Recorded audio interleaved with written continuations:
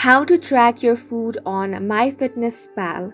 Hi everyone, this is Alana from Create, Login and Delete. Let's jump right into the video. First of all, you want to open the MyFitnessPal app on your device. You can download and install this application from Play Store or App Store. Now, if you want to track your food on MyFitnessPal, you simply want to tap on the diary option. Once you tap on it, you have different categories here: breakfast, lunch, dinner, snacks. All you have to do is tap on add food option. Now here you can tap on the search bar to search for a food, or you can also head over to my meals, my recipe or my food. So here you can simply add one of your recipes if this is what you had for your breakfast. After that, head back.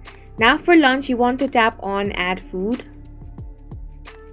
Now here you can search for a food, or you can also add it from your suggestions. Add the food that you've had for your lunch. Then you can head back.